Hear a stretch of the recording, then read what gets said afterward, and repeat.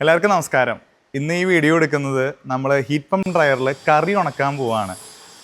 ഒരു കാര്യം കൂടി നമ്മൾ ചെയ്യാൻ പോകുന്നത് റാഗി കഴുകി നമ്മൾ ഉണക്കാൻ വെക്കുക എന്നുള്ളതാണ്. ഇതൊക്കെ ഉണ്ട്. ഇപ്പം നല്ല വെള്ളമാണ് വെച്ചത്. ഇത് ട്രയൽ അടിസ്ഥാനത്തിൽ വേണ്ടിയാണ്, അതാണ് ഗ്ലൗസ് ഒന്നും ഇടാത്തത്. ഇതിപ്പോൾ ഞാൻ 5 മിനിറ്റ് പോലും കഴുകിയിട്ടില്ല, ഞാൻ 2 മിനിറ്റ് കഴുകിയിട്ടുള്ളൂ. അപ്പോഴേക്കും വന്നേക്കണ ചെളിയാണ് ഇതൊക്കെ. ഇതിപ്പോൾ 1 കിലോ റാഗി കഴുകിയതിൻ്റെ ചെളിയാണ് ഈ കാണുന്നത് മൊത്തം. അതും കഷ്ടി ഒരു 2 മിനിറ്റ് കഴുകിയിട്ടുള്ളൂ. ഇപ്പോൾ ബട്ടർ പേപ്പറാണ്. ഇനിയിപ്പോൾ ബട്ടർ പേപ്പർ നമ്മൾ ഹീറ്റ് പമ്പ് ഡ്രയറിൻ്റെ ട്രേ ആണിത്. ട്രേയിൽ ആദ്യം ഇത് ലോസ് ഒന്നും വരാണ്ടിരിക്കാൻ വേണ്ടി ബട്ടർ പേപ്പർ വെക്കണേ. ബട്ടർ പേപ്പർ വെച്ചിട്ട് നമ്മളിനി റാഗീനെ ഉണക്കാൻ വെക്കുകയാണ്. കറികൾ നമ്മൾ ട്രേയിലേക്ക് മാറ്റാൻ പോവുകയാണ്. ചിക്കൻ കറിയാണ് ഇത്. രണ്ടാമത് ബീഫാണ്. ഇപ്പോൾ ബീഫിൻ്റെ കറിയാണ് ഇത്. മൂന്നാമത് ഗ്രീൻ പീസ് കറിയാണ് ഇത്. ലാസ്റ്റത്തെ നമ്മുടെ എഗ്ഗ് കറിയാണ്. ഇതെല്ലാം ഒരു 5 പേരുടെ കണക്കിൽ നമ്മളിപ്പോൾ ഒരു കടയിൽ നിന്ന് മേടിച്ചിട്ടുള്ളതാണ്. ഇപ്പോൾ പീസിനെ നമ്മൾ സെപ്പറേറ്റ് ചെയ്യാൻ പോവാണ്. ഇനി ഇതിനെ സ്പ്രെഡ് ചെയ്യാൻ പോവാണ്.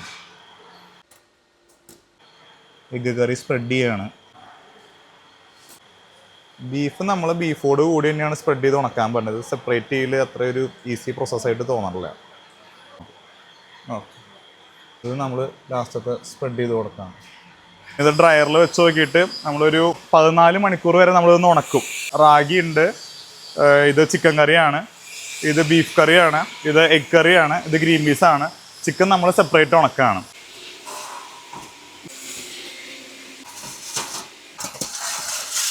ചിക്കൻ മാത്രമായിട്ടുള്ളതാണ്, റാഗി മാത്രമായിട്ട് വെച്ചിട്ടുണ്ട്. ഓക്കെ, നമ്മളിതിനി സ്റ്റാർട്ട് ചെയ്യാൻ പോവാണ്. ഇപ്പോൾ ഹ്യൂമിഡിറ്റിയാണ് ഇത് കാണിക്കുന്നത്. ഇതതിൻ്റെ ടെമ്പറേച്ചേഴ്സ് മെൻഷൻ ചെയ്യുന്നതാണ്. 70% ജലാംശം ഉണ്ട്. ഇത് കുറഞ്ഞ് 10%-ത്തിലോട്ടേക്ക് എത്തും, അല്ലെങ്കിൽ അതിന് അടുത്തെത്തും. 65 ഡിഗ്രിയാണ് സെറ്റ് ചെയ്തിട്ടുള്ളത്.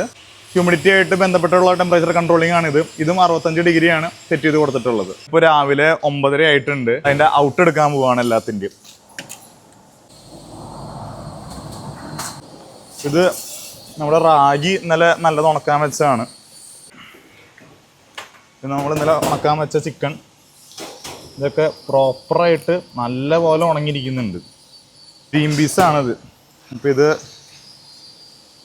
ഗ്രീൻ പീസ് ആയാലും ഫുള്ള് ഉണങ്ങി ഈ പരുവത്തിലാണ് കിട്ടിയിട്ടുള്ളത്. ബീഫാണിത്.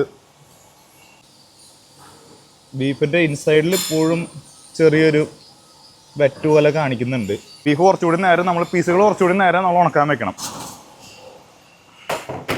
ഇത് പ്രോപ്പർ ഗ്രേവിയാണ്. ചിക്കൻ മാറ്റി ആ ഗ്രേവി മൊത്തം ഉണക്കിയേക്കുന്നതാണിത് പ്രോപ്പറായിട്ട്. ഇത് നമുക്ക് സുഖമായിട്ട് പൊടിക്കാന്നുള്ളതേ ഉള്ളൂ. ഇത് നമ്മുടെ എഗ്ഗ് കറിയാണ്.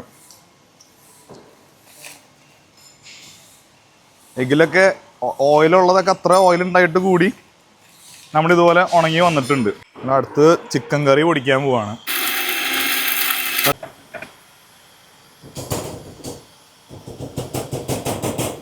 ഇതുപോലെ വെള്ളം നന്നായിട്ട് ചൂടാക്കിയിട്ട് നമ്മൾ കറി പഴയ പോലെ ആവുണ്ടോ നോക്കാൻ പോവാണ്.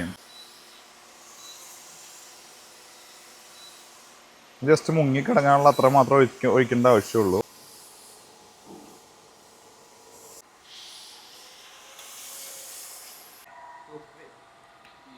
കറക്റ്റായിട്ട് വന്നിട്ടുണ്ട്. നമ്മൾ വിചാരിച്ചേക്കാൾ നന്നായിട്ട് വന്നിട്ടുണ്ട്. ചിക്കൻ നല്ല ഈ കറിയിലത്തെ ഉണക്കിയതാണ്. ഇത് കംപ്ലീറ്റ് ഉണങ്ങി.